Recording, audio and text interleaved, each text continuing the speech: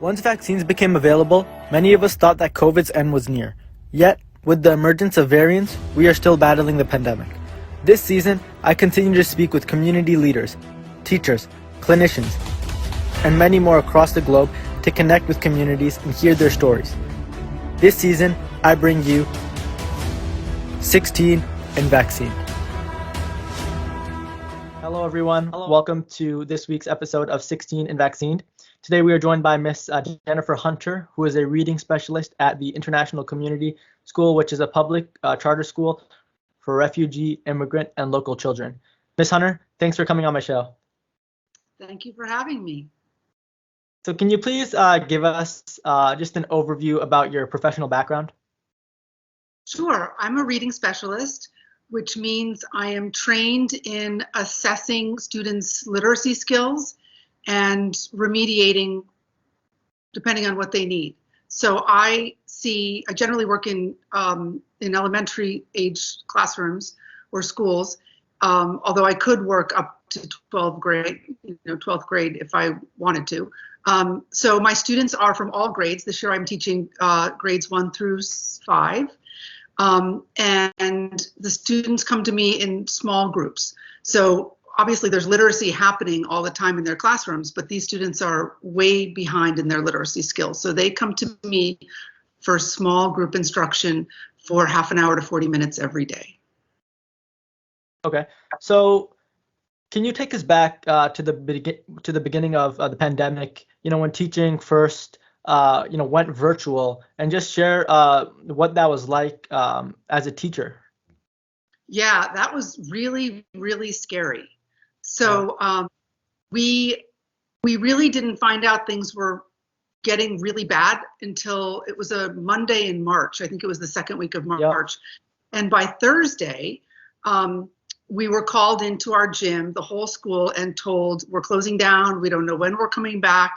Go to your classrooms, get anything you think you could possibly need. So, I mean, having never been in that situation, we all were like, what are we going to do? What do we need? So we took whatever we could and prepared to not return for weeks. So we went obviously back home and waited, and our school made the decision to decide every 2 weeks. So they said, we won't be back for 2 weeks. So at least we'll be out for 2 weeks, and we'll reevaluate after those 2 weeks are over. And then we reevaluated 2 weeks later and said, we're still going out. 2 weeks later, they said, we're still not coming back for 2 weeks. And eventually in mid to late April, they said, we're not coming back to school for this year. So, but this school had a very unique situation, I think, unlike a lot of schools whose the majority of the children are English speakers, and ours aren't. So communication became a huge issue. We basically didn't focus on instruction at all. We didn't have Zoom accounts. We didn't, it was all about try and contact your families, make sure they're fed, make sure they're okay, make sure they understand what's going on. Because can you imagine if we didn't understand what was going on, how scary this could be for refugee families? So that was basically really what we focused on, was just making sure they're safe, they understood what was happening. A lot of us got involved in helping get our students' families rent support, because so many of them lost their jobs temporarily, and these are not families who can lose their jobs for a week or 2 weeks. So it became sort of crisis management. I think it's probably a little bit different than what was happening in a typical American school. Yep. Yeah, I still remember that day, as you alluded to. It was a Thursday, March 12th, and I just remember it was like a really unprecedented time, because we've never seen anything like this. You basically were talking a little bit about how a lot of families, a lot of people lost their jobs, especially coming from a refugee, being refugees. So were there in my school district, Fulton County, there were like meal, they had like meal plans and stuff for the people that couldn't afford getting food. Was there anything like that at your school? Yeah, I mean, it took a little while to set it all up, but we did set up, because we're 100% free and reduced lunch. So a lot of our kids don't really eat well if they're not eating here. Yeah. So we did do that. We set up community, and I haven't been terribly involved in it, so I'm not sure how to explain it, but community food where you could come to the school and actually walk away with, bags of groceries. And we also, fed the students lunch and sent them home with lunch. They could come and pick lunch up. But again, that was just really hard to communicate. And some of our, a lot of our families don't drive. It was just really, really difficult. Yeah. Yeah, I can imagine. So last year, virtual schooling, continued for most of the world. Can you share with us how you changed your teaching methods, to adapt?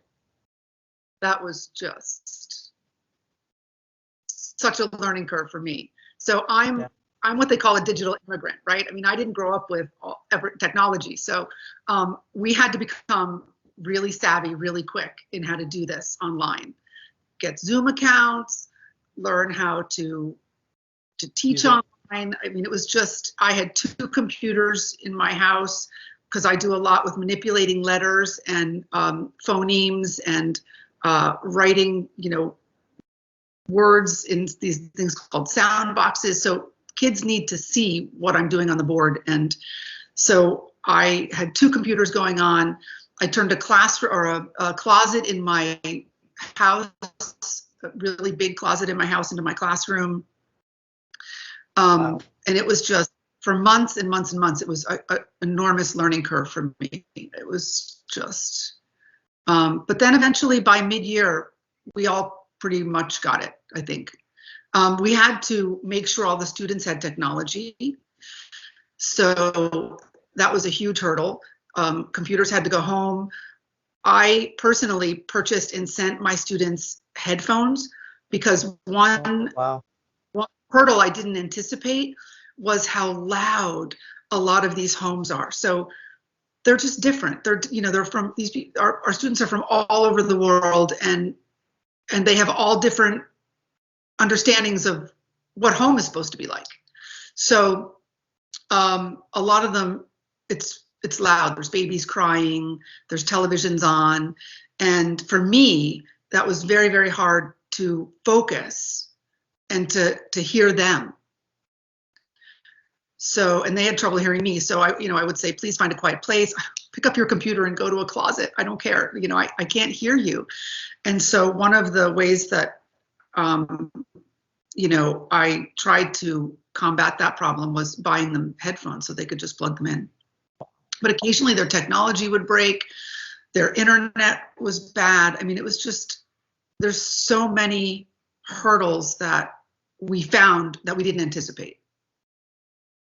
So last year there was a hybrid option, for my county, Fulton County. Was there anything like that for your school?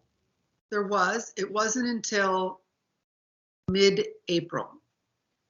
Okay. No, late March, excuse me, late March. It was before, it was just as we were all getting vaccinated. Yes, students had the option to come back. And actually, that was another situation where communication fell apart with one of my students' families. She's a student who really needs to be on site. She's a very early English language learner, and not from a family that gets out, that, they don't really have a car, they don't drive. And so, I mean, these kids were in their apartments for months and months and months and months. And I thought we'd all been clear that we were going back hybrid, and it was basically first come, first serve, and her family didn't understand. And then she was devastated when she found out some people weren't in school and she wasn't, because she was still seeing us, on her computer, but she was seeing her colleagues, her other kids in school. Yeah, so that was imagine. Yeah. So this is a good segue into my next question. So now focusing, on this school year, and given the obstacles of the Delta variant, the Omicron variant, and on top of that, vaccines not being approved to elementary school, elementary age students, how have you been able to, ensure quality teaching while teaching in person? It's more about, this may be a different question, but I think our teaching quality is okay. I mean, I think the biggest hurdle is realizing how much this took out of the kids.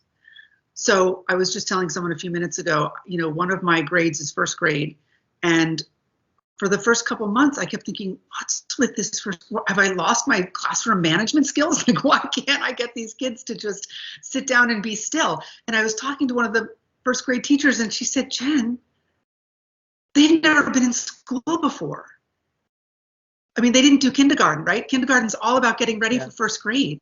Yeah. So even now, toward the end of the year, you know, down in this, we're in the South, we're heading toward the end of the year. I'm still going over routines with my first graders that I'm usually finished with at the end of September. And actually, I have 5 first graders this year, and 3 of them are repeating the grade. They're so far behind in their literacy skills. They don't know their letter names. They don't know their letter sounds. They just can't go on to second grade. And normally, I'm really opposed to retaining students. The research shows it can be very detrimental to students. But these kids are so behind, and they're new to the country, and I think it's okay in this case that they repeat first grade. So there's huge academic gaps in their knowledge. I mean, as much as we taught last year online and were as successful, I think, as you could possibly be, I think they got a fraction of what they should have learned, for all the reasons we just talked about. And their behavior is, I mean, their behavior is just so unmanageable this year, and teachers are dropping like flies, right? They're leaving the profession. I'm sure you've seen the news. Teachers are overwhelmed and exhausted and frustrated, and there's never been an exodus like this in education. It's really scary and really upsetting. Yeah, this is a perfect leads into my next question. So there's a deep debate about, you know, opening schools to in-person teaching, you know, given the economic ramifications and quality of learning and containment of the virus. What are your thoughts on this? I was really afraid to come back. I waited until I was fully vaccinated, and then I wasn't anywhere near as afraid to come back. We have done a really good job making sure our classrooms have tons of sanitizer, and we wash our hands constantly. We wear masks all the time. My students know if I'm pointing to their nose, it means their mask has fallen down. They need to put their mask back over their nose. I think kids need to be in school. I think they really need to be in school.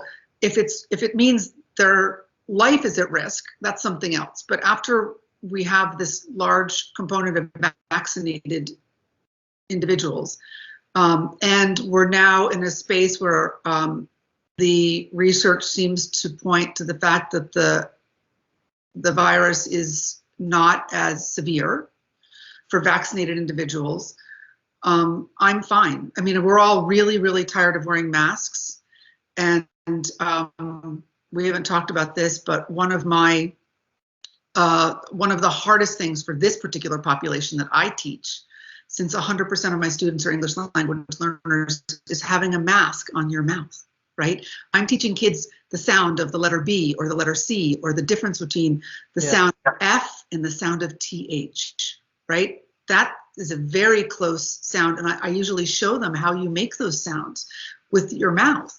And so Your mouth, they're constantly saying, what sound are you saying? And I'll step back and I'll pull my mask down and say it, and then put my mask back up.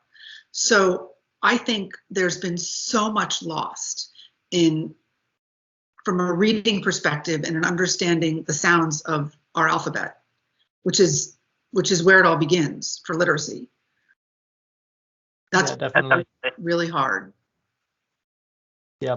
So, you know, many teachers have expressed concerns on how school boards have handled teaching in person. What are your, as a teacher, what are your opinions? Well, it's interesting because we're charter, so we have a slight bit of autonomy. We are public, but we're still charter. So our district, I think our district was okay. I mean, I think our district, do you mean across the country or my district in general? Your district.